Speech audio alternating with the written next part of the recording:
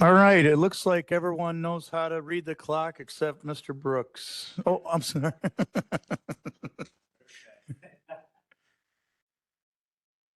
Good afternoon, everyone.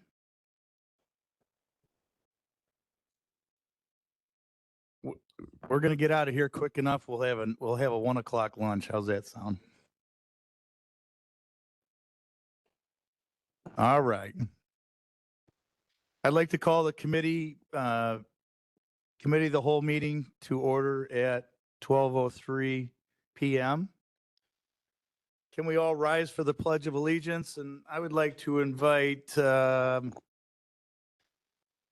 Bottomley shaking her head no. Would you please lead us in the pledge?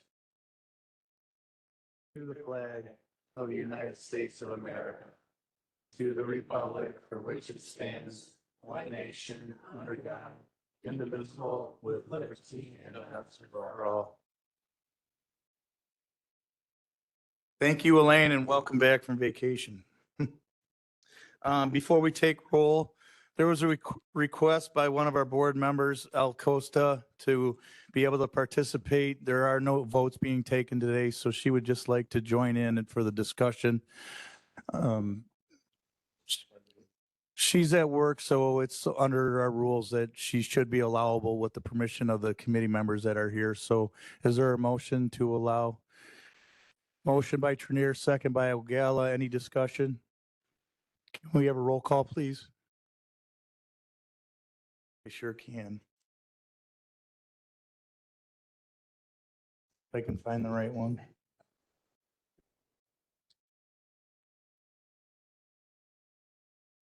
Use that one. Richmond? Williams? Dean Schlottman? Dean Schlottman? Ogala? Pretzel? Pretzel? Yeah. Can I stop real quick? We're gonna, this is a yes or no vote in order to allow Al to participate, and then we will do a roll. So, yeah, okay, thank you.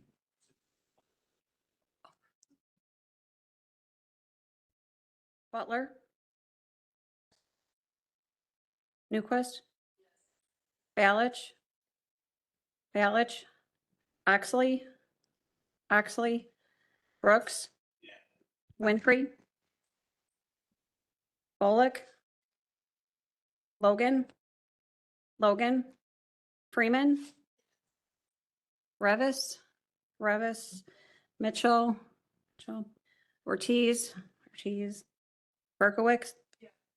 Hickey? Costa? Trenier? Van Dyne? Yes, Motion passes. motion carries. Thank you. Now may we have a roll call?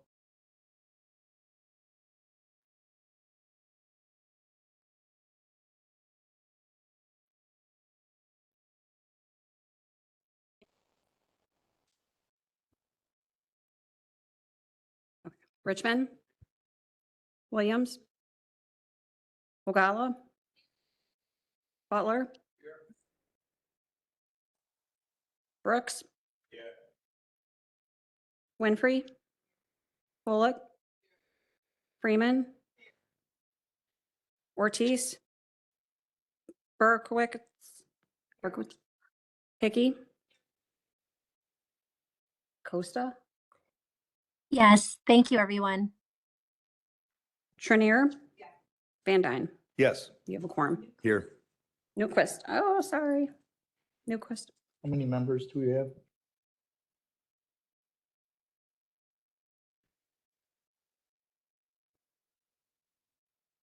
$14. 14 members. We do have a quorum. Yep. All right, we have four sets of minutes to approve, so looking for a motion for the committee of the whole minutes on October 29th, 2024. Previous. Second Brooks. Any discussion on those minutes? All those in favor, please say aye. Anyone opposed? Motion carries. Committee of the whole minutes, 12/10/24, approval.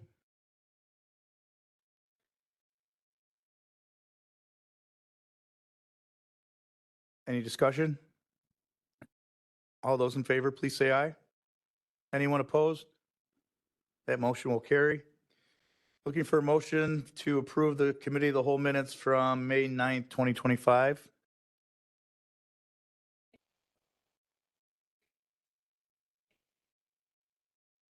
All those in favor, please say aye. Aye. Anyone opposed? That motion will carry. And the last set of minutes, committee of the whole minutes, May 14th, 2025.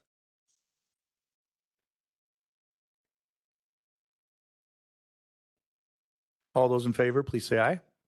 Anyone opposed? That motion will carry. Thank you. Is there any public comment for the agenda items only today? Any public comment? Seeing none.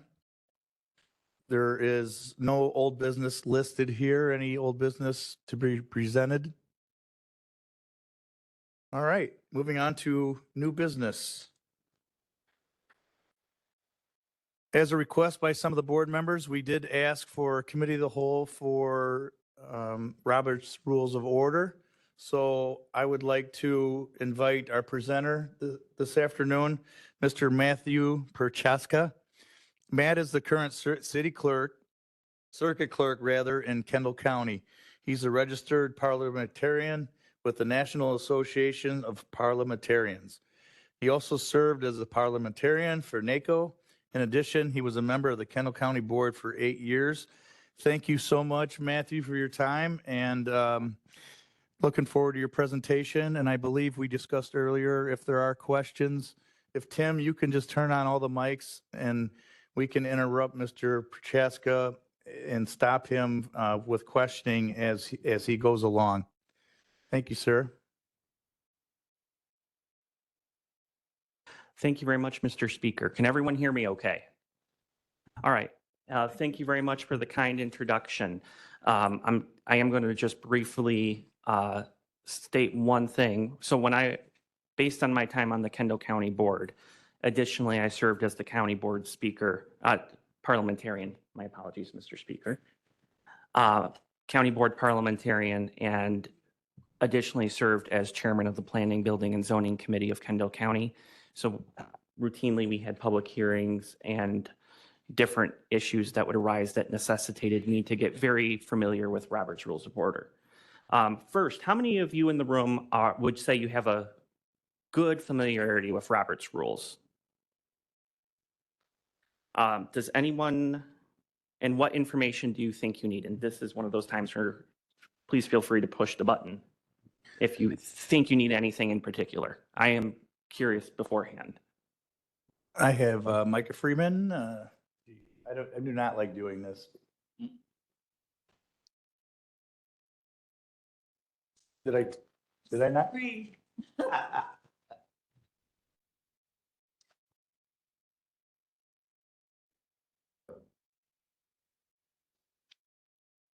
Turn them, Tim, can you just turn them all on? Thank you. Thank you, Matt, for being here.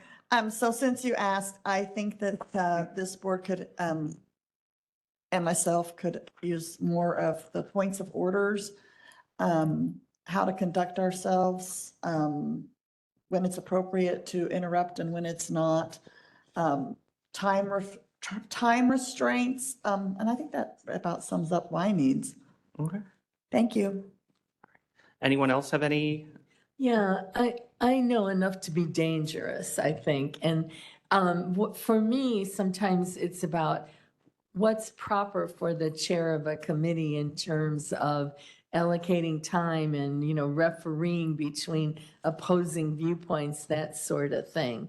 And I know Robert's Rules does cover some of that, but I'm not as knowledgeable about that as I am about some of the more basic points. Okay. Anyone else? All right. Did you have? All right, moving on. So the first question I have for everyone in the room is, what is a parliamentary authority? So beyond Robert's rules, what is your parliamentary authorities of what you go by here at the board?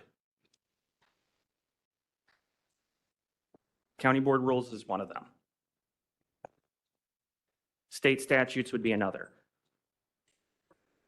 That Robert's Rules of Order is definitely the parliamentary procedure that, so when you're looking at parliamentary procedure, the bulk of what we are looking at comes in the following order. We pull from the state constitution or the US Constitution. We pull from state statutes. We pull from your county board rules of order. And then anything that is left out is what we pull from the parliamentary procedure. Meaning that, yes, Robert's Rules may say something is allowed, but just because Robert's Rule says something is allowed doesn't mean that under state law, we can accomplish that same goal. Robert's Rules, a quick example would be under Robert's Rules of Order, you in theory can pull off anything that is tabled at any time. As we all know that under the Illinois Open Meetings Act, you have to give notice before there is any votes on anything. So that is one area where state law would come before Robert's Rules. County Board Rules of Order also has different rules, and I am not as familiar with the Will County rules, but in Kendall, we had different rules for debate that were in our Rules of Order. So that took precedence over the Robert's Rules of Order. Additionally, there is several other different types of parliamentary procedures. I just brought these as a quick visual demonstration. We're not going to go into them, but we have Cannon's Rules of Order, the Standard Code of Parliamentary Procedure, which is actually pushed by the American Institute of Parliamentarians, and an old one, Demeter's Manual of Parliamentary Procedure. If anyone afterwards wants to thumb through them, we'll leave these up here. Robert's Rules, however, is used by about 90% of all groups and organizations. And if you could go next slide. Robert's Rules of Order was originally written by a brigadier general who came home and attended a meeting, and at the meeting became very disgusted with how the meeting was conducted. And he thought there had to be a simpler and easier way to present the rules of order and have the meeting run. And so he wrote the Rules of Order, and in 1876, he brought forward his first edition. We're currently on the 12th edition, and it is called Robert's Rules of Order Newly Revised. And if you have an 11th edition book, the big change from the 11th to the 12th edition is how to the conduct of electronic members. So electronic meetings has been addressed in 12th edition. Robert's Rules, as I said, is the most commonly used parliamentary authority in the United States. It is used by county boards, nonprofits, school boards, etc. The reason most groups will pick something slightly different, like Cannon's Standard Code Demeter's or even Mason's Manual, is Robert's Rules originally is not made for government. Robert's Rules is what we've adapted most government entities to use. It is the most familiar that everyone continues to use it. But Robert's Rules of Order was never designed for the use in government. That being said, it is still the most commonly used one. Of the 102 counties in Illinois, we did a survey back in 2016. Of the 102, 76 use Robert's Rules of Order. Only one uses Mason's Manual of Legislative Procedure, and the others, their response was, we don't need any rules of order. And I guarantee Will County was not one of them. That being, and it does tell. Some of the boards that said they did not have a rules of procedure, they were commission form counties. They are 3 or 5 members. It's easier for smaller boards to exist without a rules of procedure. Rules of procedure are really meant for larger groups. And you have, how many county board members here? We have 22. 22. That is not the largest county board in the state. So there are counties that have significantly more board members, and they they adopt Robert's rules. The only county that uses Mason's manual is actually Tazewell County, and I believe they are looking at changing. And at the end of this conversation, I can touch on very briefly one or two of the differences, but I want to really focus on Robert's rules. So next slide, please. The first thing under Robert's Rules of Order to try to get and try to understand, and I'm starting 101. And so if I can move quicker through these, but I still want to at least go for some people have never been exposed to this before. And I know most of the people in this room have. For Robert's Rules of Order, the first thing is always the members and the presiding officer. So for the purpose of this, I am, for synonymous terms, president, presiding officer, chair, speaker, I would all say are synonymous for the purpose of this conversation. Next slide, please. Robert's Rules is meant to have more of a formality to proceedings. It's to maintain decorum, to preserve members' rights, and to facilitate a smooth and orderly transaction of business. It is really not designed at all to impede business or to complicate the proceedings. And to preserve members' rights, that is reference to, it is preserve the rights of the minority and permit the majority to govern on any given issue. And when I mean preserve the rights of minority, it's to preserve the rights of the minority to be heard. It's not an unlimited right to the minority to make motions just to deliberately slow things down. We will get to that about a bit later on in the presentation when we get to some of the more technical aspects of Robert's Rules. If we could go next slide. For patterns of formality, everything exists towards the chair. The chair is the center of the meeting. And I've been in meetings where I am in a debate with another colleague. And yes, I do slip into talking to my colleague directly, particularly if we are not in informal consideration. But the proper way to, during a debate, is to refer to the presiding officer as Mr. or Madam Speaker or the chair, and never use the chair's name or the pronoun you. In that, it's meant to kind of preserve the respect of the chair. This helps associate the individual with the position. And so instead of addressing Mr. Speaker, if you permit, instead of saying, Joe, I need more time on this, or Mr. Van Dyne, it's Mr. Speaker, Mr. Chairman, I need more time on this item. And that is to enhance the authority of the chair, to make sure we are disassociating the member with the position. So for example, don't say, how is that? For example, as I said, don't just say, Mr. Chairman, I need more time. It's always, or sorry, Joe, I need more time. It's Mr. Speaker, I need more time.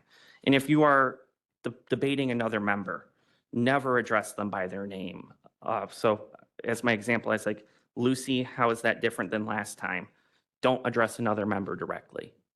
Address the chair. Mr. Speaker, I'd like to know how this project differs from the one we had 4 years ago. And the reason you're addressing everything through the chair is during particularly formal debates. And at the county board, most of your debates are formal debates. It's not discussion unless you're in informal consideration.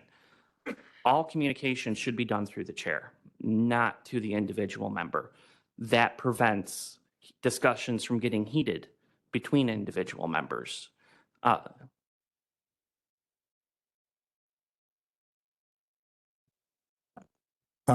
Member Freeman.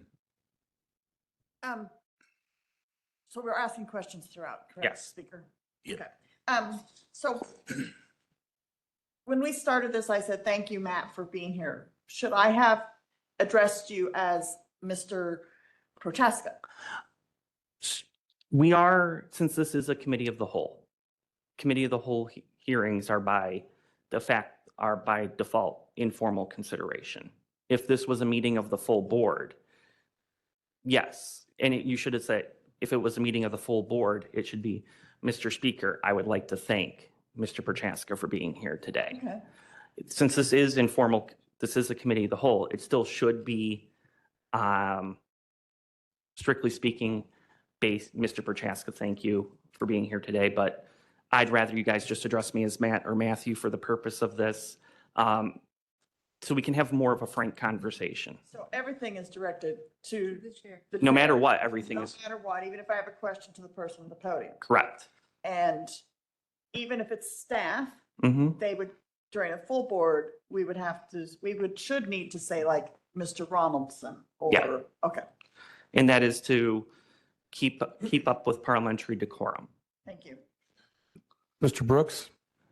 I'll just call you what I call my grandchildren, hey you. Um, You said that there are 76 counties Mhm. out of the 102 in the state of Illinois Mhm. that have adopted Robert Rule. Yes. You also mentioned that Kendall County, kind of, for lack of a better term, will rank your rules over Robert's, It is the Will County Board Rules of Order, right? the Kendall County Board Rules of Order always take precedent Okay, over Robert's rules.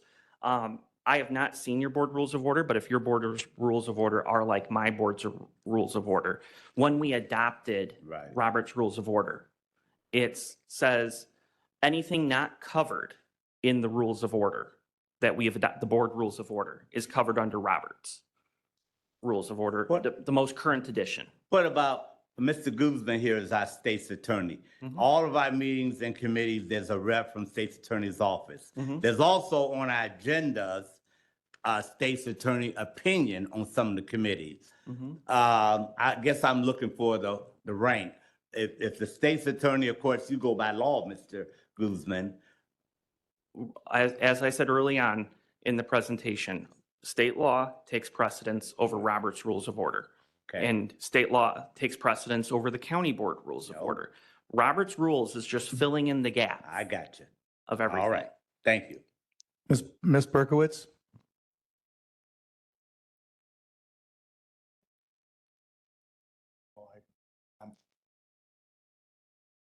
Ms. Newquist, What- sorry. That's okay. Jackie is taking care of the microphones.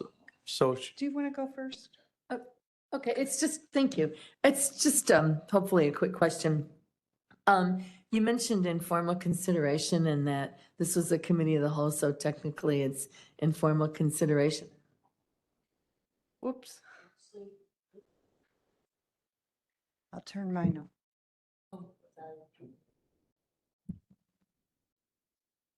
Are all committee meetings automatically informal consideration? But even then, you're saying people should always address the chair and not each other? If you Correct. could just clarify that. Yeah, Thank you. part of it depends on, what your county board rules of order say. For example, I'll use my planning, building and zoning committee. That was a 5-member committee. We only had a 10-member board. So we had a 5-member committee, and that committee would always be under formal consideration. We would vote to go informal consideration. But Robert's Rules of Order, when it mentions a committee of the whole, it mentions a committee of the whole for informal consideration. And so my and our county board's stance has always been that since our board rules of order never said that committee of the whole is under formal consideration, we just took the Robert's Rules definition for informal consideration on the board agenda. Member Berkowitz? So if, let's say it's a land use and development committee, or maybe even a full board meeting, and a board member directs to the chair or the county executive in a full board meeting, directs an inquiry regarding that item that they're addressing at that time, but the inquiry doesn't go further, doesn't get answered. Is there any way for the board members to persist to get that inquiry addressed? What do you mean by inquiry? Well, so sometimes, let's say it's a ordinance or special application and a board member has a question. So Robert's rules Mhm. directs us to address the chair or the Right. county executive with the question. What if that question doesn't go to the applicant to be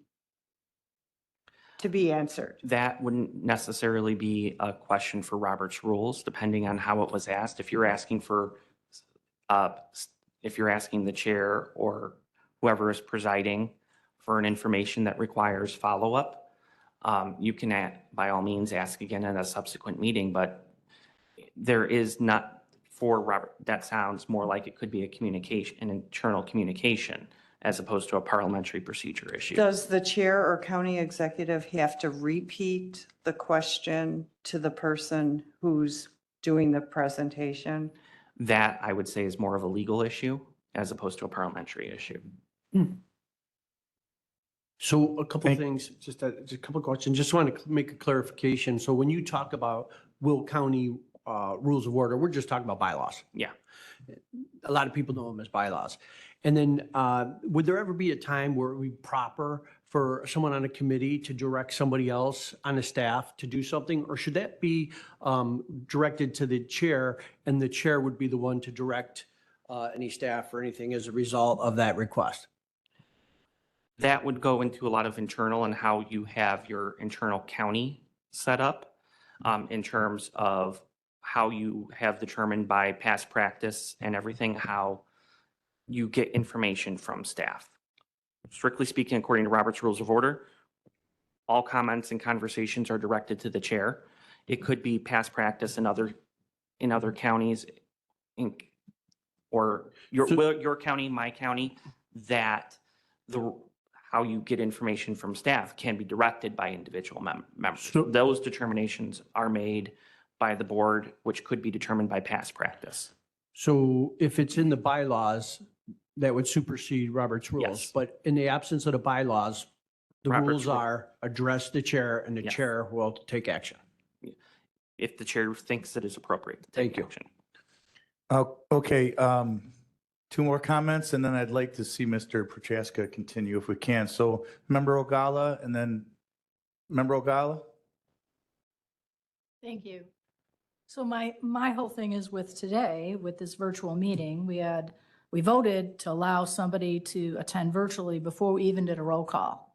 If we look at our county board rules, which is on page 2213-13.14, B, if a board member cannot attend in person due to business of the public body, i.e. the county board, personal illness or disability, employment purposes, a family or other emergency, or unexpected childcare, they may attend virtually only if a quorum is present in compliance with such and such. Just so you guys, I think was wrong with the way it was handled today. Per our rules, says that. Okay, I'm sorry, I I'm don't, fine with the way we did, I'm fine with having Al do it, but we should have got to determine whether we had a quorum or not. And then it says if a quorum is present to allow it. I'm fine with Al doing it because it's just a presentation. So that's the question I have. that was a simple mistake, and I wanted L to be part, if it was okay, to be part of the roll call. So it was a mistake on my part. I don't know the rules by the back of my hand. I don't have access to them like you do right now, so I apologize. I'm just saying, so sometimes we do things that we're not 100%. We still accomplished the same goal in a decent quorum. We have a quorum with Al, yes. Thank you. All right, moving on, Mr. All right. Prochaska, thank you. So if I could go to the next slide, please. All right, for patterns of formality for members, it is best to avoid using other members' names when they can be described in another way. And it's always important never to use what I call unparliamentary language when discussing a member's motives in debate. Never use words like lie, liar, fraud, fraudulent during a debate. That is, you're all meant to be colleagues on this, and that language just inflames the situation. And actually, Robert's Rules does have a section on our unparliamentary language. If we could go to the next slide. As I said before, it's always important to that the chair always speaks in the third person and refers to themselves as the chair. And the chair should never refer to a member as you. It should be, for example, the chair recognizes Ms. Smith, or the chair recognizes the member from Joliet, just to try to bring more formality into things. Next slide, please. So what does it mean to be recognized? Like today, the member's name is added to the list of those who wish to speak. Once the member has been recognized by the chair, it is that member's exclusive right to be heard at that time. The chair, when the person wishes to be recognized, the chair acknowledges the request and will decide when to grant it. And the member may share the floor with others in an orderly debate, meaning if you are debating an issue and you have the floor and another member wishes to interject and ask a question during the debate, the correct phrase would be to get the attention of the chair and ask if the member would yield for a question, or if a member would yield in general on something, if they have to jump in. But if you yield for a question, since I'm looking at the first two I see, if Mr. Butler is speaking and during his initial time and Ms. Berkowitz wants to jump in, will the member yield for a question? Ms. Berkowitz, and if he agrees, Ms. Berkowitz can then ask his question, and then you would be able to answer and move on. But once a member has the floor, it's their floor, especially during debate. And so we will touch more on debate a little bit later, but it is very much that the chair recognizes who has the floor. And then once the member has the floor, it is theirs until their time has expired or they yield the floor back. So we're going to next go into the basic structures of a motion. If we can go to the next slide. When you're making a motion, you wait to be recognized by the chair. You make a motion, another member seconds your motion if a second is required. There are some motions that don't require seconds. Not everything does require a second. And I will touch on one of those briefly later that does not require a second. Once a motion is made, shall this body approve the minutes of the last meeting? The chair will then take a second to restate the motion and then opens discussion on the motion if it is debatable. And there is a list of motions that are debatable and not debatable, and I can get that to everyone after this presentation. After the debate, the chair calls for a vote, and then the chair announces the results. It is, unless it is strictly speaking required to be a roll call under state law, it is the chair's discretion on how a vote goes, unless there is a clear division in the room. And then members can ask for a division vote or a roll call vote. Next slide, please. So quick question, whose duty is it to make sure the motion is in the proper form? Anyone in the room? It is the chair's duty to make sure the motion is in the proper form for the record. Ideally, the maker of the motion should have the motion in the proper form. However, and this is what I have seen, for example, is something that it personally grates at me when I've seen it in a meeting, is the chair will say, is there a motion to approve the minutes? And somebody will say, so moved. Strictly speaking, what are you so moving to? The approval of the minutes? That could leave room for ambiguity. So it is best practice to always say, this is my motion. I move to approve the minutes of X date. And then the next person would be second. And then the chair would then say, the motion is for the approval of the minutes for X date. Is there any discussion? And the secretary can always ask for a clarification, or the clerk can ask for a clarification of what has been said if they need it for the minutes. But the ultimate duty is for the chair to make sure everything is in the proper motion. And it acts as a check. Not only it serves to protect the chairman. It serves to protect the membership as well. That way you're hearing the motion made multiple times, multiple ways to make sure what is actually being discussed is what you want to be discussed and everybody is in the room is understanding it the same way. So next slide. If a motion is made in second, can the chair rule the motion out of order?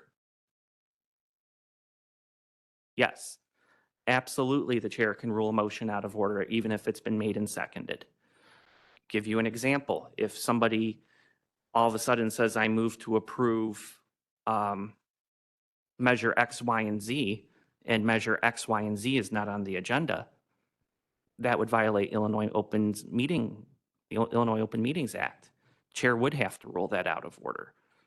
That is part of the chair's job is to make sure the membership is only considering what is germane. And that includes the Open Meetings Act. That includes things that are under Robert's Rules of Order, germane or not germane. Next slide, please. Can the chair decide by his own preference which motions he will or will not allow?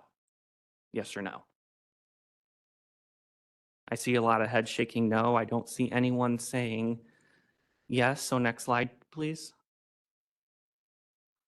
The chair must state the question on a motion immediately after it has been made and seconded, unless he is obliged to rule it out of order, or unless, in his opinion, the wording is not clear.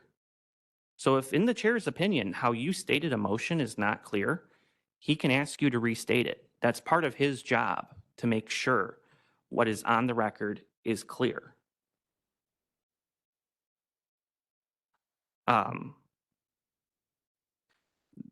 Next slide. One more. So we'll get to this next part. I think this motion can be improved. Amendments and everything else. So one more slide, if you could. If there is a motion that you want to make better, or you want to change because you disagree with it, you can move to amend it. It is helpful to limit amendments to striking and inserting new words instead of replacing entire motions with a new one. That being said, it's helpful. That doesn't mean it is prohibited to strike an entire motion with a new one. However, and this is a big however, the chair can always rule something out of order if it changes the meaning of the underlying motion. Member Trenier?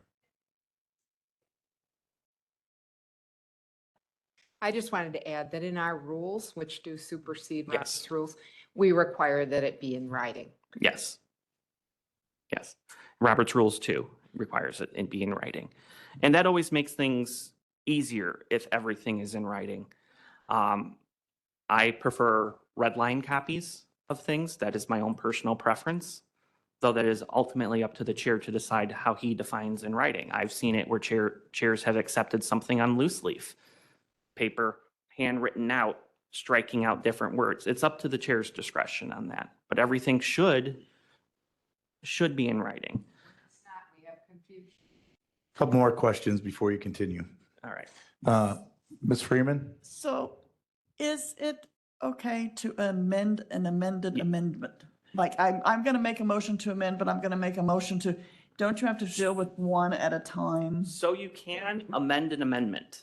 So if you have a motion on the floor, Right. and you have an amendment on the floor, Correct. you can make a motion to amend an amendment. However, that does not go on indefinitely. So I can't amend the amended. You cannot, amended amendment. you cannot make a motion to amend an amendment of an amendment. So you get one at a time, one amendment at a time. You can go amendment and then you can amend an amendment, Okay. but you can't go beyond that. So two. So you can't just you can't have an infinite regress of amendments. Member Hickey, then Member Bullock. Thank you. With regard to if a chair can decide if the amendment changes the original motion materially enough that it shouldn't be allowed, could you give like an example of that? It could be, So I'll say, let's say the original motion is to give, I'm just going to pick on a charity, give $10,000 to the Boy Scouts of America. And all of a sudden, the amendment is, so they want to change the Boy Scouts of America to the Girl Scouts of America. Some people would, it would be, in my mind, depending on what the grant, if it was a grant, what the grant is for, yes, that could be allowed. However, if you're all of a sudden saying this particular item, this particular parcel has been granted this zoning, and then all of a sudden the motion is to not grant that particular parcel that zoning, that's a substantial change. Ultimately, it is in the discretion of the chair to make that ruling. However, if the members do disagree, they can move to overturn the decision of the chair. And that is something that requires debate, and I will touch on that a bit later in the presentation. Member Bullock has a question. On the decision to have something in writing, Mhm. is like right there, that's in writing. Yes. So is it at the discretion of the chair? Can the chair accept something in writing that is a digital writing that all can see? That would be up to the chair and how they're interpreting your rules of order. And so under Robert's rules, I don't want to opine on something that is specific to Will County or specific to the chair on any given matter. But the chair can have that discretion if it follows along with our. If it is the chair's rule and the body's wish, yes. So let's say you did present something and say it was questioned and the chair did accept it. The body, as I said previously, could always move to overturn the decision of the chair. And that would then be the official interpretation of the rules for that body at that time. However, the chair does have an extreme amount of authority and latitude when interpreting the rules if the rules are silent. Okay, I don't see any more questions. Continue, sir. All Thank right, you. next slide. All right, subsidiary motions. These are the motions that you only can use once you have a main motion on the table or on the floor. And each one has something a little bit different, and this is the hierarchy of the motions.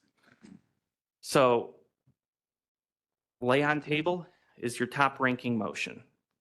That means we don't want to discuss this now. We're going to take this and lay it on the table. Once a measure has been laid on the table, it can only come off if the board has it on a future agenda to take it off the table for consideration. And previous question, and I heard someone earlier mention previous, that is to end debate. When someone moves the previous question and it is seconded, and I see this a lot of times happen, it doesn't just shut off debate.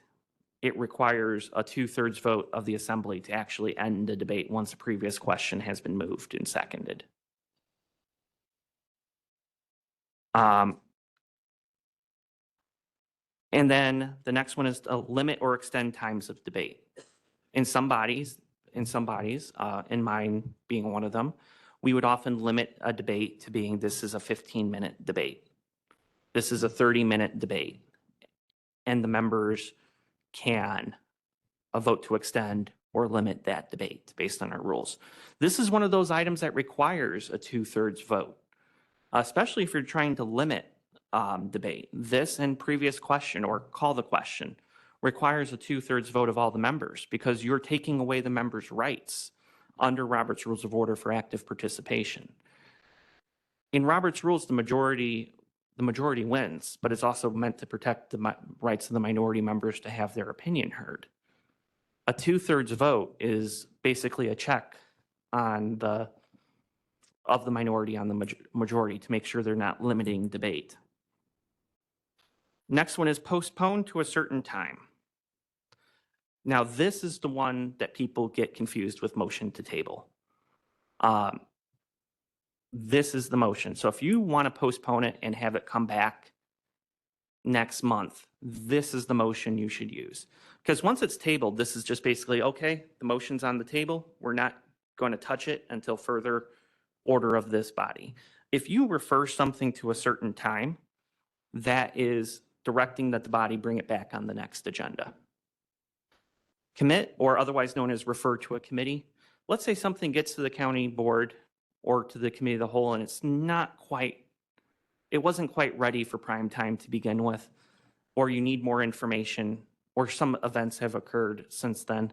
This is the one you use to send it back to the committee for more consideration. And of course, we did touch amend significantly.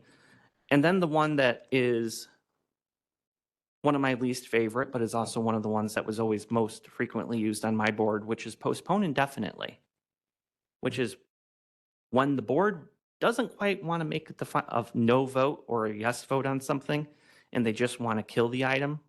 Postpone indefinitely just sends it right back. Just basically, there's no more discussion on this. We're not going to give this any more time. Why not just vote? I heard, why not just vote to table? Table you can pull back. A motion to postpone indefinitely, once granted, you would actually need to you need to either have it be rescinded or reconsidered. And that is a incidental motion, and I'm not going to spend too much time on incidentals. All right, I see at least three questions here. I'll stop you here. Member Newquist? Sorry. Okay, thank you. I actually have two questions. The first one, under limit or extend limits of debate, where do those original limits come from? Are they in your county board rules? So we are going to touch on the debate and some of the limits that already exist in Robert's rules Okay. coming up. Okay, perfect. And then my second question is, if you're tabling something, you said you could bring it back. What's the process for initiating bringing it back? Does Well- someone have to make a motion? Well, first it has to be on the It agenda. has to be on the agenda, okay. So And then you can't- make a motion to remove the item from the table. Got it. So you can't just randomly at a meeting, if it's not on the agenda, say you want to bring it back from the table. Correct. Thank That's why postpone is actually a lot of times better than tabling. Mr. Butler? Also, I just wanted to clarify on laying something on a table, there has to be a pressing matter before the committee that would call for that. If there is Yes. no other pressing matter, then they cannot call for that. That is, according to Robert's rules, you are correct, but the pressing matter is determined by the chair. Judy? Member Ogala? Okay, so I just want some more clarification. Lay on the table. Can you give me an example again? Let's say I have, there is a matter on, I'll use a zoning issue again. Let's say you're trying to rezone a parcel, and I'll use this as an extreme example, but let's say you've found out that there is an emergency court hearing and your circuit court at the time discussing whether or not there should be an injunction or something. So that could be considered a pressing matter to lay it on the table. And that's an extreme option. But a laying on the table is just saying we're going to put this off to the side for right now. There always has to be a motion to take it off the table, which is why you should always, in my opinion, always use postpone to a certain time instead, Instead of lay it on the Yeah. table? Okay. or postpone indefinitely. Or postpone indefinitely. Is postpone indefinitely, does that require 2/3 No. vote? No, just majority vote? That's just a majority vote. Okay, and then previous question, can you give me an example of that too? That would be, a previous question is to end debate, so call the question. Oh, it's call the question. Yes. So if Okay. you want to call the question and you're in the middle of something, you're in the middle of a debate, you call the question. Somebody seconds the call to question. Debate doesn't just end. Then you start a debate on whether or not you're calling the question, on whether or not debate should end. And that requires a 2/3 vote to end debate because you're stopping debate. And can I jump in Yeah. since we're talking about calling the question? Is it true that after a member speaks and debates the item, they are not allowed to call the question? Does it have to go to a brand new member that has not spoken on the issue? Yes. Okay. Thank you, right. Member Ogala, and I have Member Trenier has a question. Just a question about tabling something. Mhm. If the board votes to table something and does that item then appear on every agenda going forward and captioned as tabled? So how do you know that you want to remove it from the I mean, it just. It's, that it's in the seems minutes, ludicrous. it's in the minutes as tabled. Mhm. And so if you want to take something from the table, and it has to be from the same session that it was tabled in. So let's say you had something tabled 4 years ago and you're trying to bring it back now. No, you can't do that. It has to be from this session of the board to bring something back from a table. So So part the of it is last on, meeting. But part of it is, Decides to put it back on the agenda. Would it be depends a on your, chair? it depends on your rules of order. So I'll say in Kendall, we could have 4 members say to the chair, we want this item on the agenda, and it would have to be on the agenda. It depends on the rules of order and how everything is written. That's clear as mud, but okay. All right, no other questions. Okay. Oh, Yeah.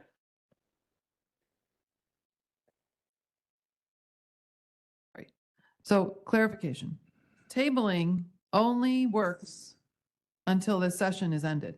Mhm. And then it's never brought up again unless somebody makes that motion in a new session over again.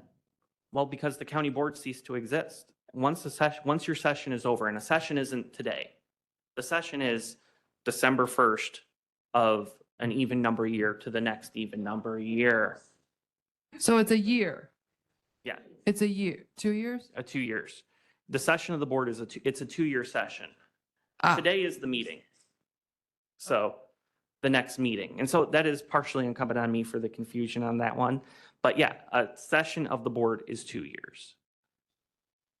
And so once the 2 years has passed, there is no original action before. Right. All right, next slide, please. Next slide. All right, now we're going to cover the transaction of business. A meeting is for, like a full county board meeting is for the transaction of business. It is not meant for a discussion of issues or talking about the issues. A meeting is meant for debate, and the debate is the essential part of the transaction of business. Idle discussion back and forth can actually hinder the process. Next slide, please. For debate, it must pertain to whether the proposal under consideration should be adopted, unless your board rules say that we can reject a particular measure. And occasionally in zoning matters, you may want to have something be, shall this item be rejected? But usually most things should be whether or not it should be adopted or not. And debate must pertain to what is pending before the body. Again, debate cannot be attack a member or the motives of a member. And we'll go back to parliamentary language. In regards to a member, debate cannot contain words like lie, liar, fraud, and cannot impugn a member's character. Any of those things could be considered unparliamentary language, and the chair can rule you out of order for that. Next slide. Go back. Oh, yeah. And debate should alternate between those in favor and those opposed. And sometimes that's easy. Sometimes you know beforehand where it's going to be. Sometimes it is up to the membership to also self-police and try to gain the chair's attention. Member Butler?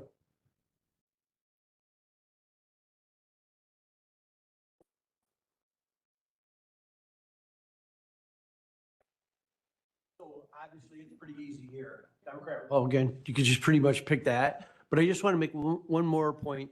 When a person makes a motion, isn't it proper that that person be the first one to speak? Yes.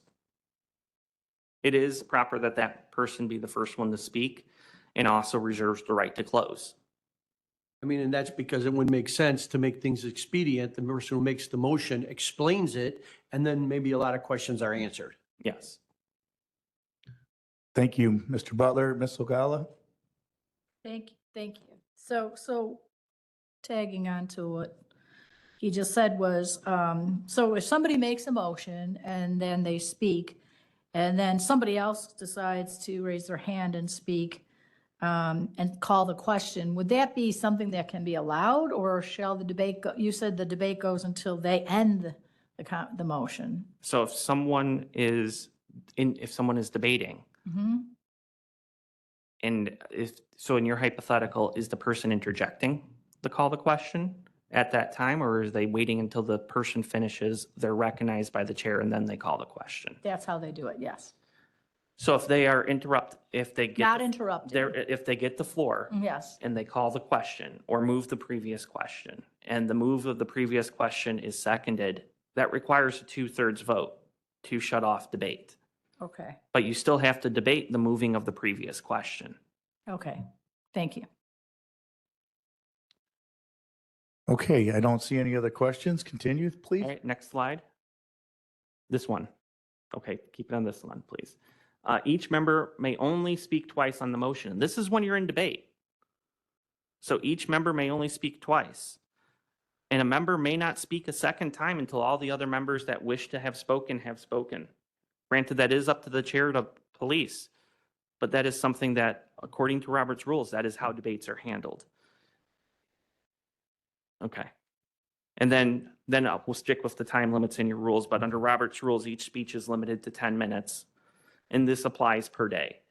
And so if you are all of a sudden having a meeting where an item takes 2 hours in the meeting and you postpone it to the next meeting, everyone gets their ability to speak back again at the next meeting. Committees of fewer than 12 members do not have the same restrictions, and that is in Robert's rules. That's something, they can do something more for informal consideration, where the chair can allow a little bit more of a free-form discussion on things and a little bit more back and forth. But for larger bodies, discussion is not really as appropriate as debate is. Next slide. Can I interrupt for Yeah. a second, Member Ogala? Thank you. So for this situation, our committees are typically less than 12 members. So do we need to put that in the rules? Because I think we just follow one rule for that for all our meetings. Should we update our rules so that if it's a committee less than 12 members, should we say that in our It rules? depends on your committee. You may have some committees where you want it to be more formally structured. Okay, I'll use zoning, my planning, building and zoning committee in Kendall. We wanted that more formally structured. right, While a committee, for example, that was what we would call a reporting committee, where the only matters of business were the elected officials or department heads that gave reports. We Mhm. wanted that to be more informal discussion. So it really depends on your committee. so we could leave it in the rules to say 10, whatever our timing is, and just that specific committee, the Mhm. chair could allow it. Yeah. Okay, thank you. Member Newquist? Thank you. So I see where it says each speech is limited to 10 minutes and it applies per day.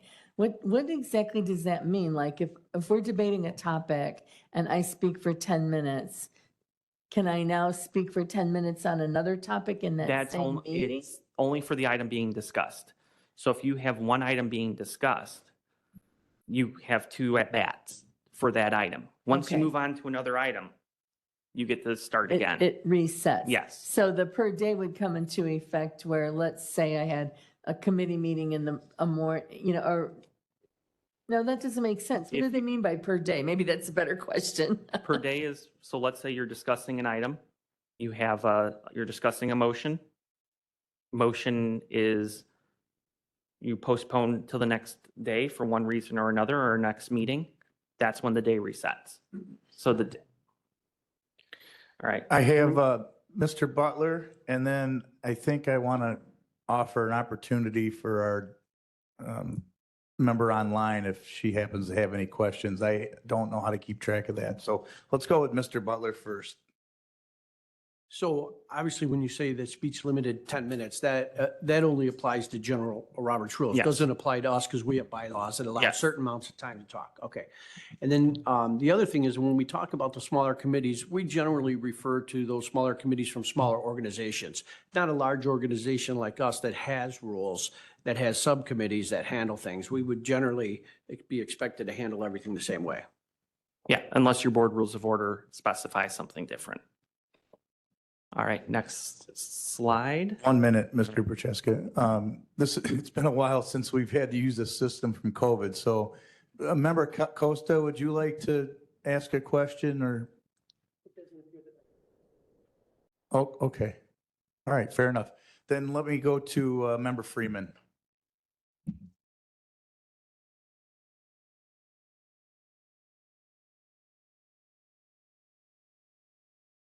There we go.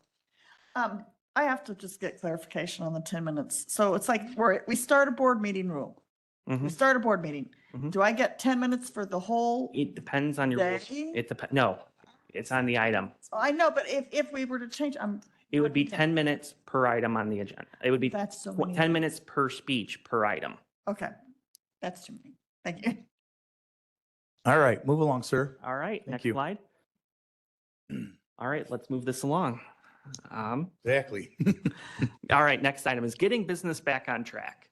If it seems like things aren't sticking to an agenda, members really do have two options. The first is to, if the discussion doesn't pertain to an agenda item, you can always use the I call for orders of the day. And calling for orders of the day is just informing the chair that in the member's opinion, discussion has veered so far off that, or it has veered up to something not on the agenda at all. And it is then up to the chair's discretion whether or not to accept the call of orders and to refocus everything on the particular item. Call for orders of the day is a motion. It does not require a second. It does not require a vote. It is basically a point of order for the chair that in the members' thought process, they have veered so substantially.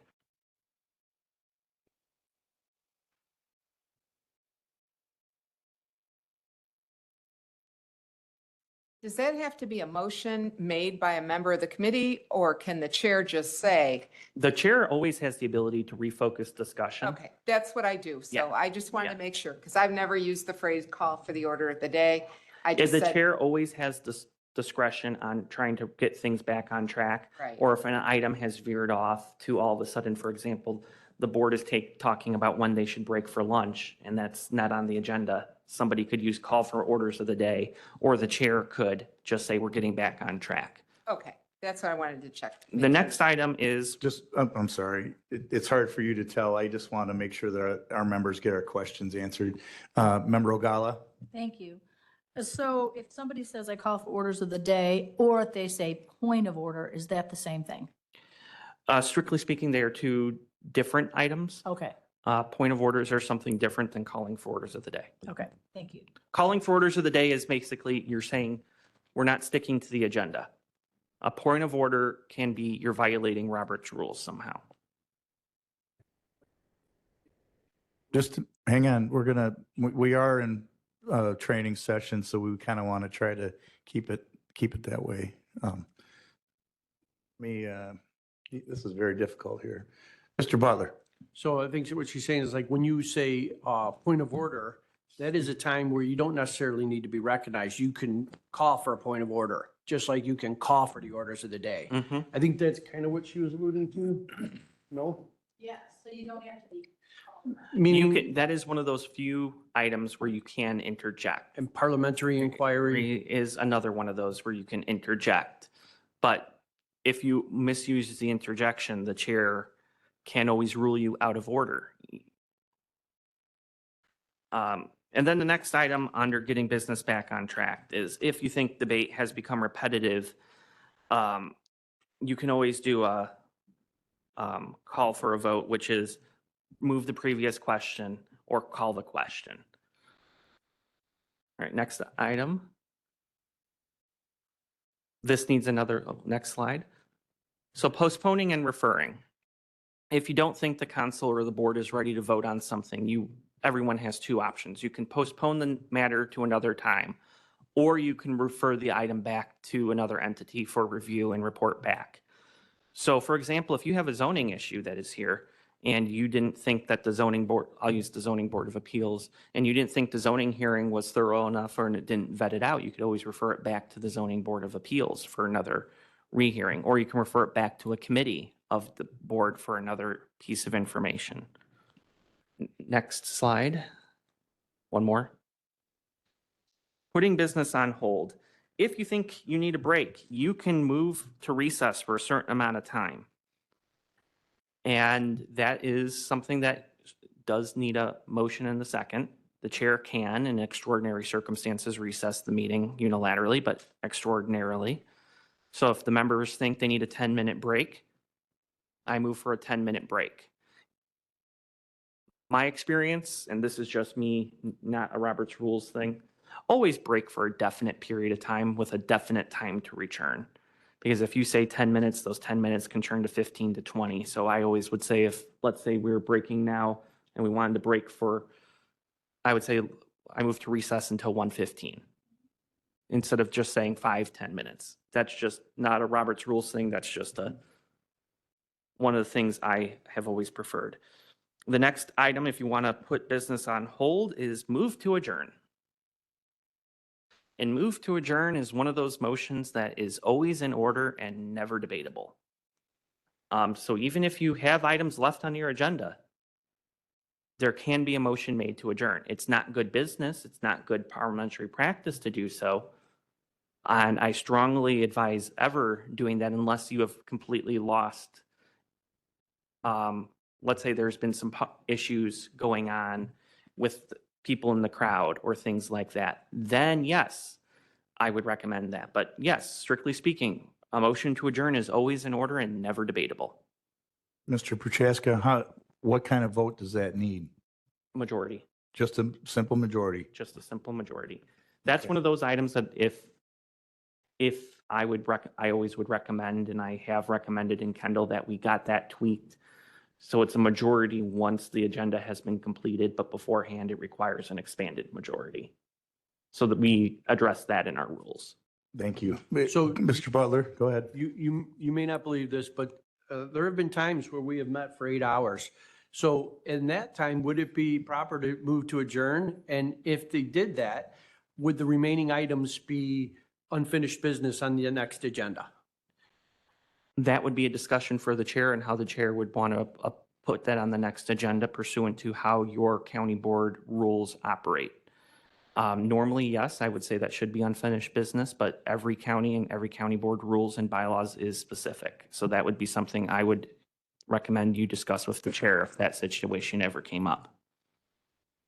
All right. Okay.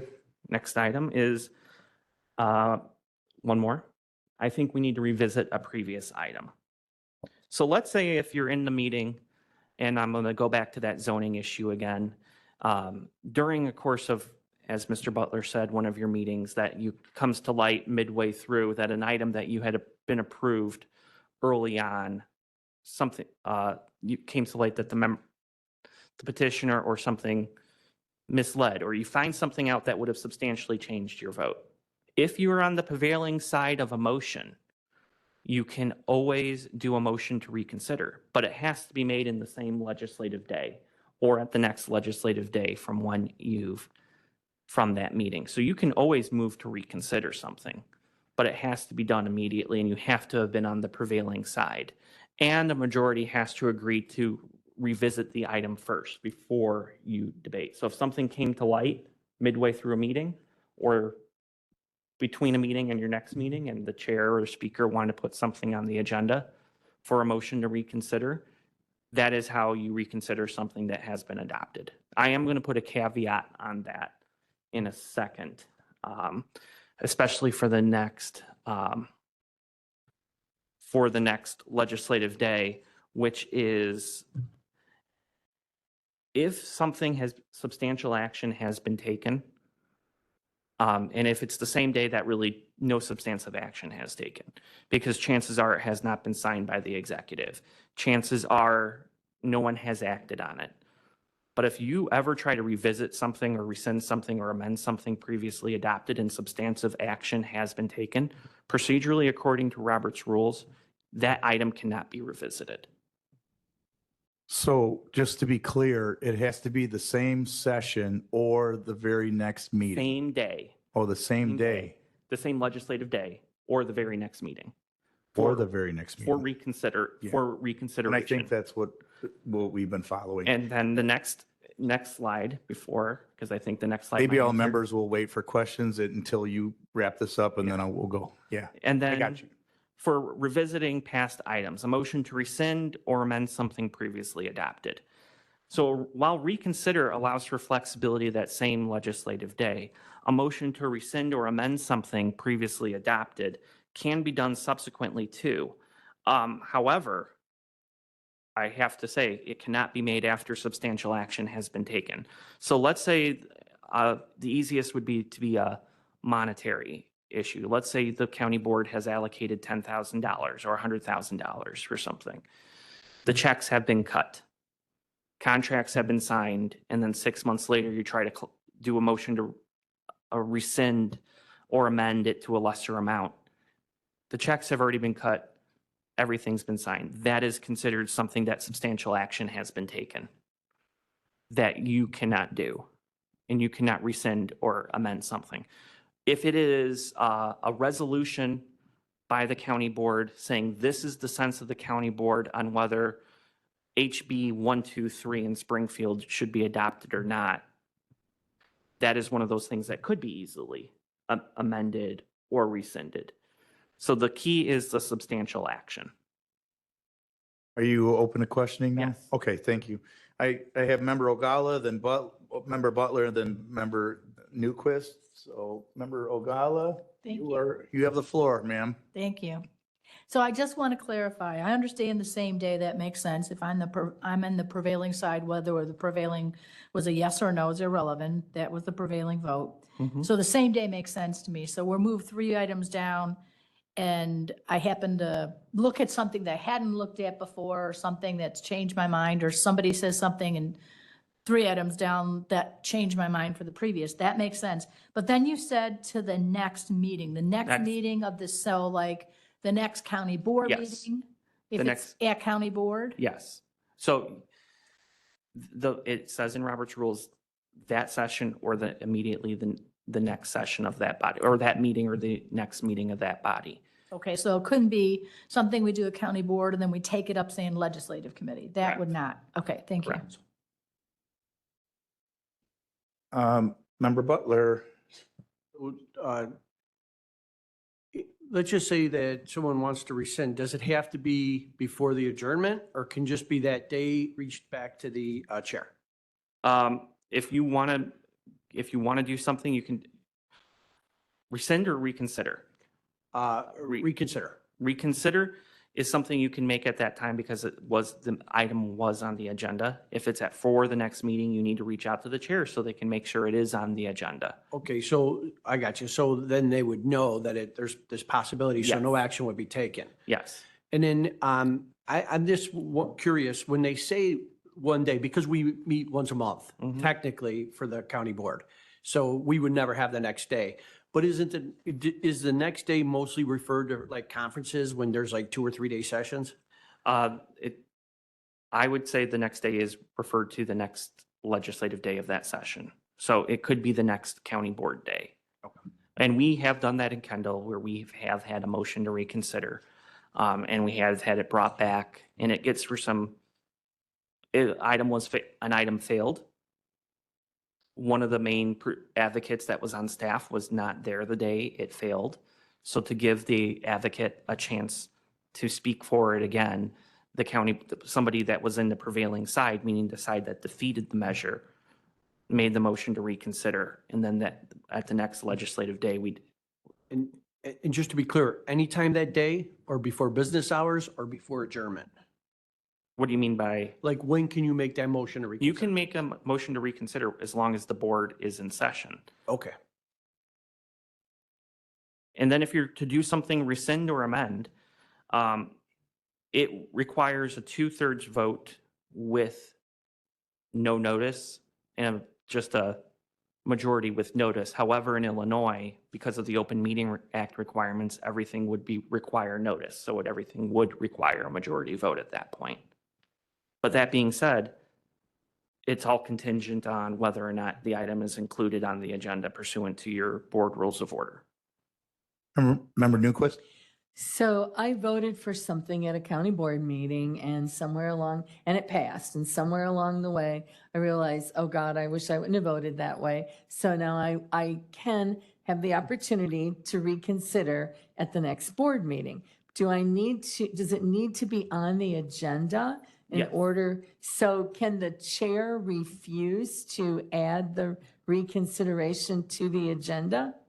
That would be a question for your board rules of order. So I would say it is up to the discretion of the chair. Okay, so if our rules allowed the chair total However- control over, And I will say, also, the chair could also be taking into consideration whether or not something substantially has been done in that matter. so would the county executive signing the resolution constitute something substantially done? That would be an excellent question for the state's attorney. Okay, got it. So now what is the difference between the reconsidering and the rescinding? Couldn't I make a motion to rescind that? Yes.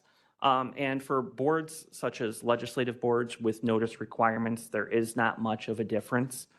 The motion to rescind is mainly meant for other types of organizations rather than elective boards with notice requirements. Except I could rescind past the first meeting. Yes, But there, again, it would have to be on the agenda, correct? And also, what if there was substantive action taken, I would not be, if there was substantive action taken, it's twofold. A, the chair could always say, rule that motion out of order. Two, the bigger issue could be, you could be entering into a legal quagmire at that point, and you need to consult your attorneys. got it. Okay, thank you. That was really helpful. Two more questions that I see, three now. Mr. Richmond? At this point, I'm guessing. So Sherry, you were sharing part of my brain on that one. Thank you very much for asking the question. So if it's not on the following agenda, Matt, so it's, whatever, 30 days have passed but it hasn't been put on the agenda, it becomes a moot point then. Correct. Even if it wasn't substantial. Correct. And that's when, if you want to follow something up, that's when a more proper motion would be give the chair notice and ask to put a motion to rescind on the agenda if substantial compliance hasn't been done. Yeah, so say we're in a meeting today. It's now the next day, what's today, Tuesday, so Wednesday? Yeah. I go and I put their request in and it just gets denied, then it's basically, A moot point. okay, thank you. All right. Member Bullock? Sorry. So if I want to make a motion to reconsider, the meeting is over, and I go to the chair and I say, hey, the next time we meet, I'm going to make a motion to reconsider that. Can you put that on the agenda? Is the chair obligated to prevent substantial movement from happening? That is a question for your rules of order, past practice of the board, and legal counsel. That is one of those things. I'm sorry if it sounds like I'm giving a cop-out answer on that one, because legal considerations could be in jeopardy at that point. I don't want to opine on that. I'm going to confine my questions strictly speaking to Robert's rules. Okay. All right. That's the Member hardest- Ogala? The hardest part of the job is It- that. The way, if anyone sits up here, the way this is set up with the extra chairs over there, it's very confusing. So Member Ogala, floor is yours. Okay, so my question is this. So we are going through our agenda, we go through item number 7, we vote, Mhm. okay? Now I come to, after everyone has voted, and let's just say the count was 7-4, Mhm. and then I want to change my mind and vote yes or whatever. I can do that. I can, No, if you were on the, you have to be on the prevailing side. oh, so I'm on the prevailing, I'm on the 7 side. Yes. That was a yes, let's say. Or, well, the no's could have been prevailing, right? Depends on the situation. The no's could have been prevailing if required a supermajority. If it's And- a no, it's a super majority. So no's could have been prevailing, but in the scenario you gave, the 7 beat the 4. Yes. Okay, So you would have to have been a vote in the affirmative So- on the prevailing side. right. So if you make a motion to reconsider, it's not an automatic. The Mhm. board first has to grant whether or not it is something they are reconsidering. They want to bring it back. Just because one member in your scenario wants to bring it back doesn't mean the board is obliged to. There can be a debate on whether or not to bring it back. And that yes is just a majority and a no is a super majority? So a no could be prevailing if, let's say, it was a 7-7. Right. It's a tie, no is prevailing. It could be a 7, it could be 4-7, in which case no's would be prevailing. However, it could be a vote that requires, I'll just make up a 3/4 vote at the board, and then the 7-4, the motion's defeated because it doesn't hit the supermajority. The 4 no votes are the prevailing side. Okay, So it's all is, the question is who is prevailing on any given matter can bring the motion. okay. And then let's just say this, we're in the vote and I voted yes. I Mhm. want to change my vote. They've called they've done the roll call. Everyone has voted and I would like to change my vote. Has the vote from been yes. announced by the chair? So okay, so if it's been announced by the chair, I can't. Correct. But if it hasn't been announced, You are able to change your vote So- unless your board rules prohibit that. and I don't think they do. So if we're voting and they're still counting up the yeses and nos, and I say, what would I say? I'd like to change my vote to a yes or no, or what statement would I make? So I would interject when the chair is either tallying up or that. Mr. Chairman, how is my vote recorded?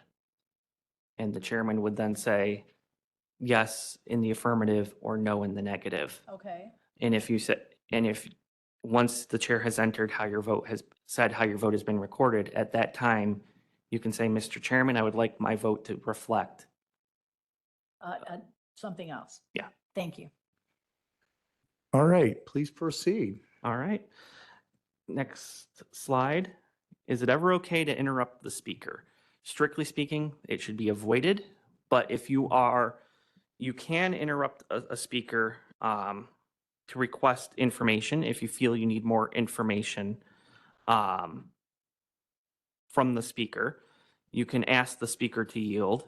You can ask for a point of parliamentary inquiry if you need a clarification on the rules of the body.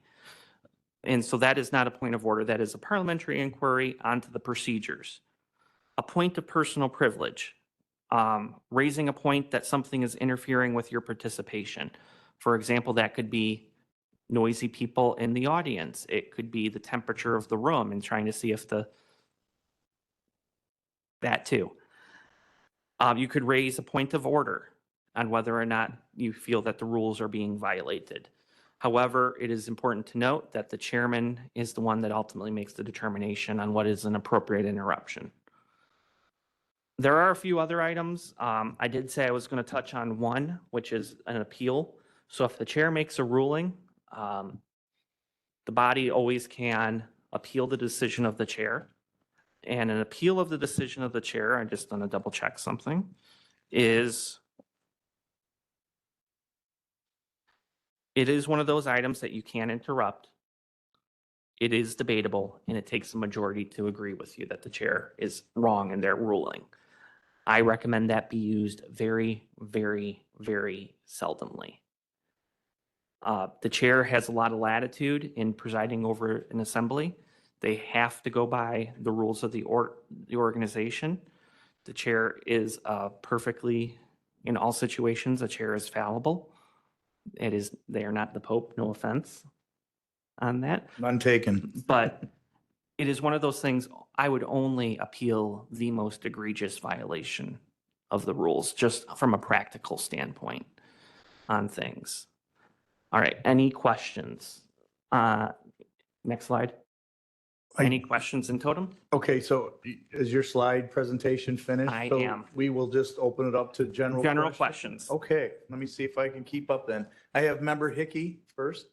Hi, yes, okay. So one of the things that you said early on Mhm. was that at the full board meeting, it should just be whether we're going to adopt.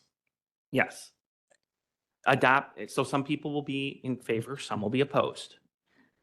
But should it be fact-finding about things that have already been discussed in committees?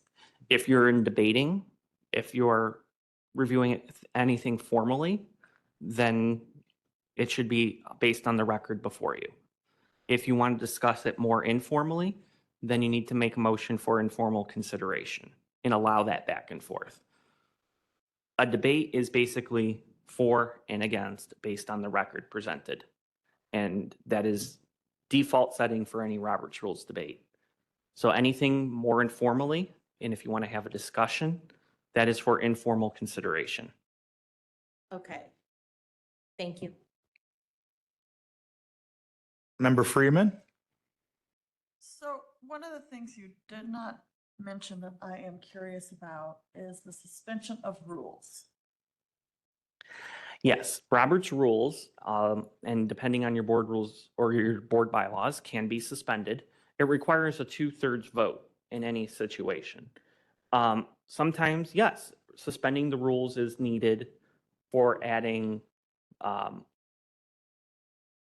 say there's something called that Standard Code of Parliamentary Procedure uses that I greatly appreciate, but Robert's Rules lacks it. So the best way to do it is a suspension of the rules. It's called a Gregorian knot motion. And I am not going to expect you to remember that. It's basically, we have effed up parliamentary procedure so much we can't find our way out. So let's suspend the rules and basically get us out of this situation we've got ourselves into. And so a lot of times suspending the rules can be beneficial to undo some things that, okay, Robert's Rules is not meant to tie the hands completely of the body. Robert's Rules is meant to assist. So sometimes, if in the determination of the body, it is best to suspend the rules to achieve what the body needs to as an end. Yes. So in the scenario I gave where we've so effed up yeah, we just need help to undo it. That's when suspending the rules comes in handy. In other scenarios where the rules are inconvenient, yes, people suspend the rules all the time. I never appreciated or cared for it when people did that. But yes, sometimes when the suspension of the rules is meant for when the rules get in the way of actually accomplishing the public business. With suspension of the rules, did you mention a 2/3 It vote? requires a 2/3 vote. We might want to double check on our rules because I want to say that it might be 3/5 vote. It could be, With I'm the just going members. by Roberts. Yeah, 3/5 vote with the members present possibly. I just didn't want anybody to get confused in case Yeah. that was inaccurate. Can I You follow up? you have a follow-up question? So is it advisable to do it on suspend rules on a regular basis? I would say it's not, but that is something, depending on how things are being handled, you may need to in particular scenarios. That is something, and I have not taken the time to review or watch all of your past meetings recently. So I don't not want to opine on whether or not they should have been suspended or not. Because I was under the impression that suspension of the rules, after I'd sat through the UCCI training one day, it was a suspension of the rules should not be used on a regular basis. That is- It should be something that is only used when, like, absolutely necessary. Correct. Once in a blue moon kind of thing. That is correct. Okay, thank you. Mr. Butler? So obviously, if you were going to suspend the rules on a regular basis, that would show some sort of premeditation that you were going to be suspending rules. And I would say, of course, that is not proper etiquette, but suspension of the rules aren't just for getting yourself out of hole, it's also for allowing important information, maybe a little bit more debate time. Right. You know, that we Well, don't have enough motion information and to- we would only limit something And then 3 you minutes, give them 6. And your board rules of order does have those limits. Right. So, and any time that would come up, it would be appropriate. My question is, can you explain and go over the importance of remaining germane to a topic? And also, the difference between debate between, on a motion and how we handle public hearings when we're questioning people that come to speak. So a debate it's the internal members of this body discussing whether or not they are for or against something. That is very, very, very different than a public hearing where by its very nature, you are taking public testimony. And so if, let's say you're taking public testimony at, I'll use Zoning Board of Appeals, let's say they are conducting a hearing. That is a very different type of meeting than the county board. And keeping germane, yes, everything has to be germane to the topic at hand. Everything has to be at least related to the item. I don't want to be discussing a zoning matter and then all of a sudden start devolving into the price of widgets in China. That would not fit the germaneness. Okay. Satisfied? Yeah. I got you. Thank you. Okay, I have two things, and we're just going to be hypothetical here. We're discussing an item on the agenda, Mhm. and the chair doesn't like something that I bring up. Sorry, Joe. But let's just say I bring up something and it's related to the item, but the chair does not like it. Does the chair have the authority to stop me from speaking? And how do you handle a situation like that? Without particulars. and Right, that's- without, yeah, it's hard. 'cause- Without particulars, if debate is going on and the member has the floor, it is the member has the floor until they've yielded it back to the chair at that point. However, I'm going to put a huge caveat in that if the member is using unparliamentary language or is otherwise violating the rules of the body, of course, the chair has the ability to interject at any given time in that. So I'm not going to say that, no, the chair can never interject. The chair has a lot of authority and can always interject. It's just a question of how they're interjecting. In an ideal scenario, no, the chair should not interrupt the member, but the chair has a lot of authority to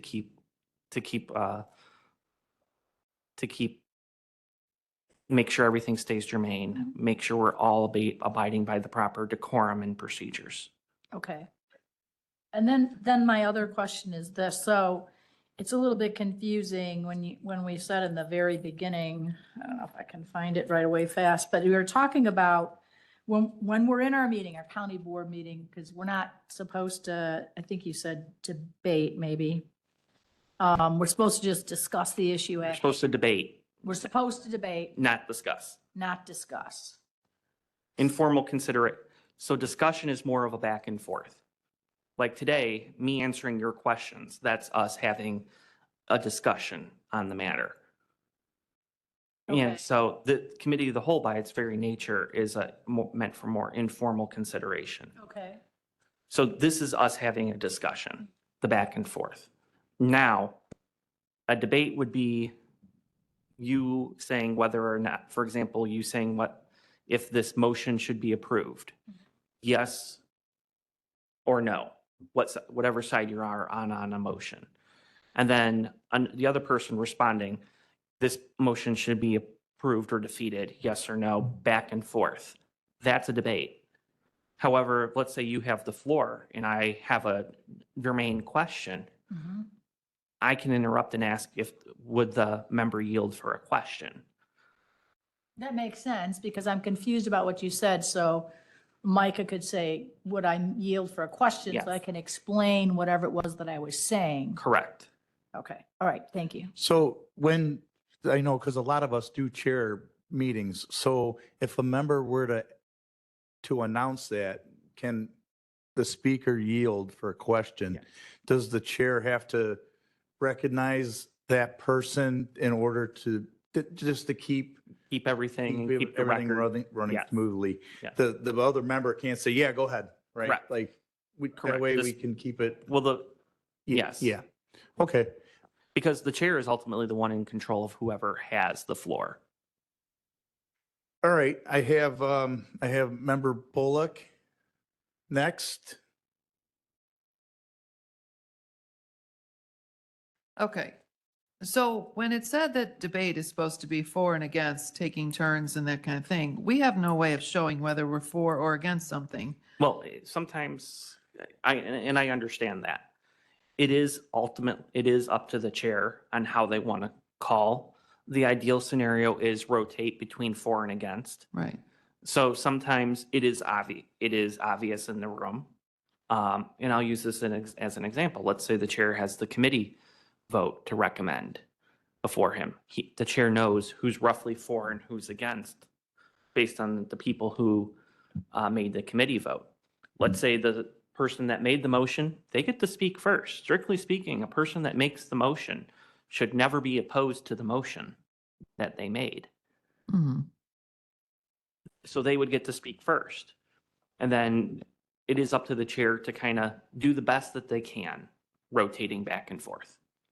Our chairs do typically make the motion to put it on the floor, and whether they're in favor or not in favor, it's been past practice to where we do put it on the floor. Past practice. So once there's a motion and a second, we always defer to the person making the motion. Yeah. They could be either for or against it, but that's typically what we do, just to put it on the floor. Okay.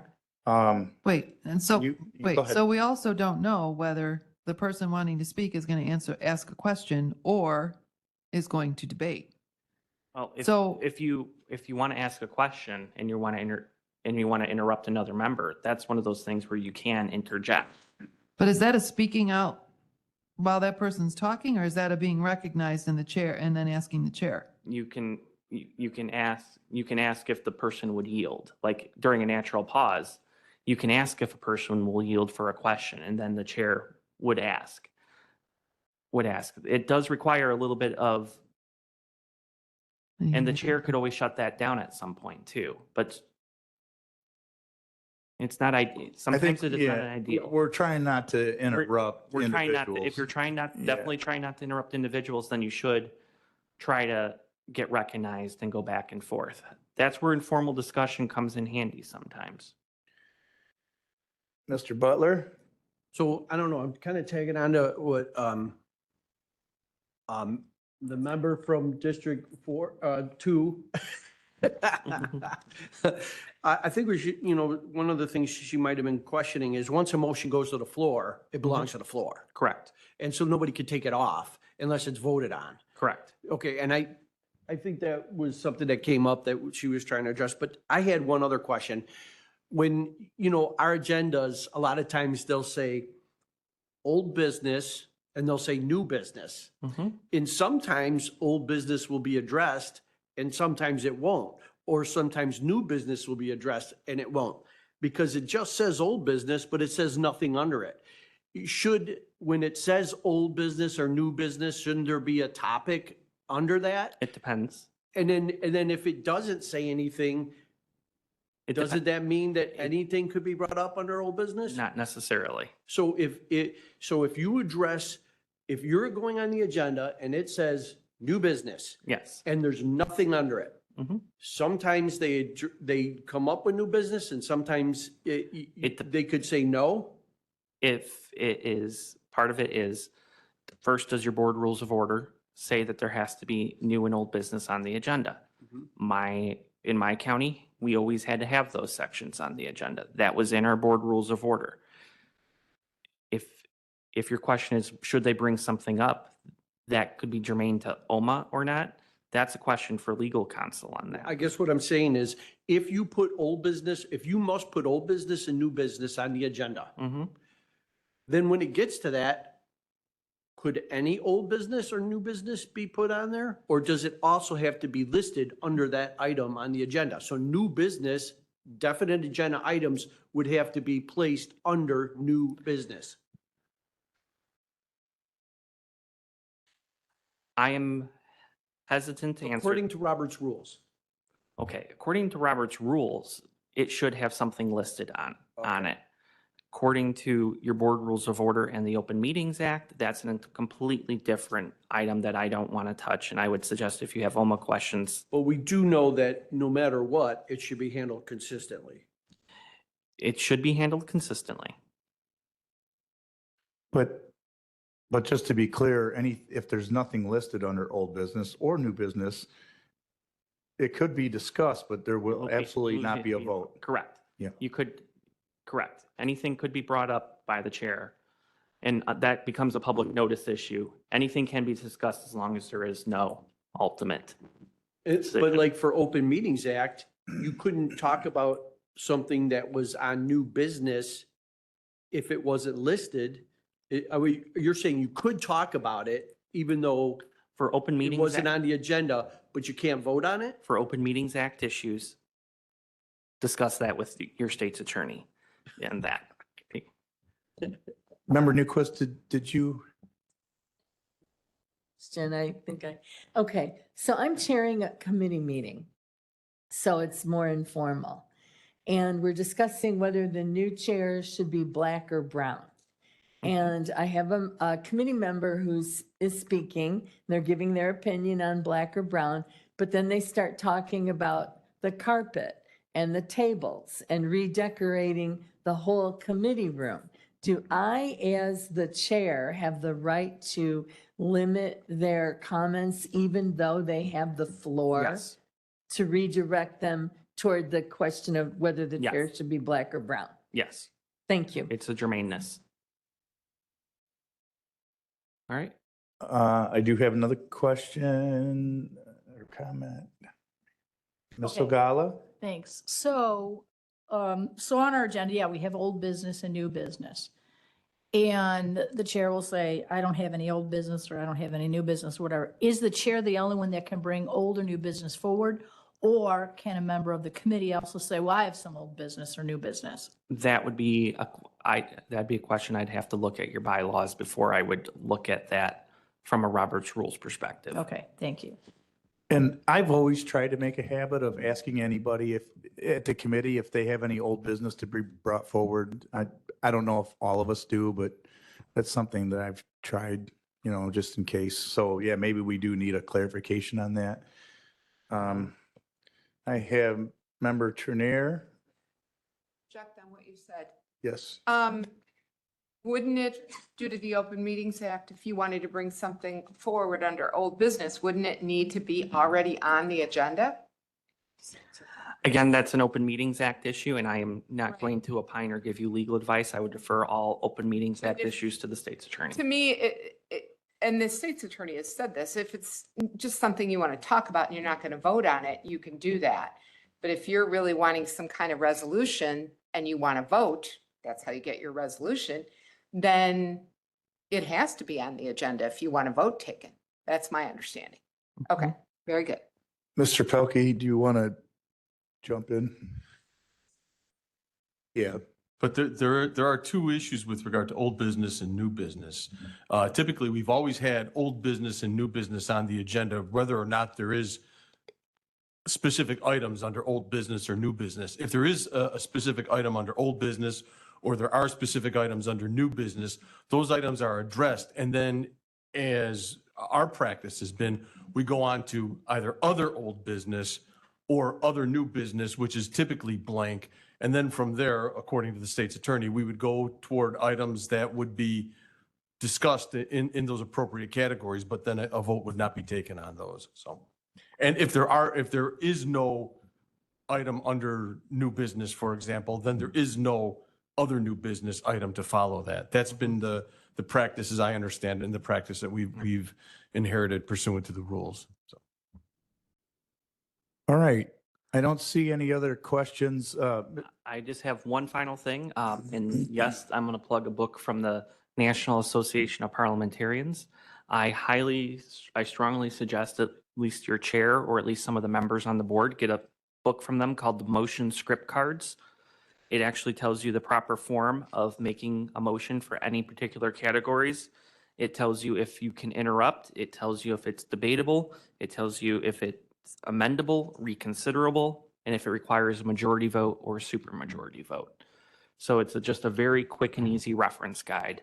So it is called Motion Script Cards. Thank you. Another question?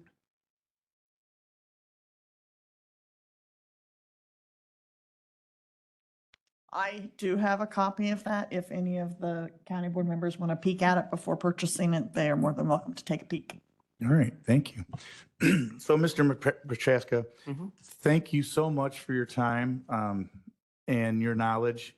I don't know if I'm capable of passing the exam, so I would just like these board members to know that this was just for information. It gives us a little guideline on how to proceed.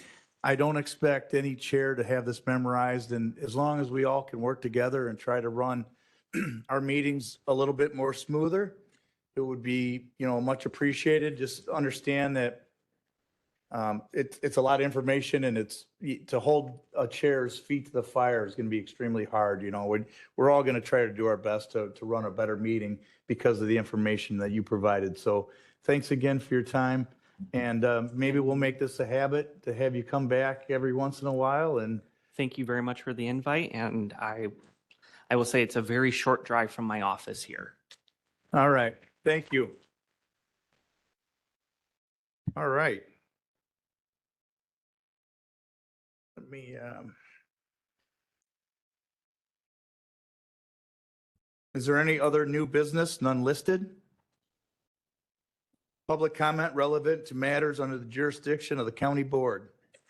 Any public comment? The only report that I have is once again, I want to thank Matthew Francesca for coming down and giving his time. It was a pretty informational session. A lot of you members wanted, an update on this stuff, so it was very good. No need for executive session, so I would be willing to entertain a motion to adjourn. Understood. I have a motion. I have a second. All those in favor of adjourning, say aye. All those opposed, say nay. We are adjourned. Thank you, everyone.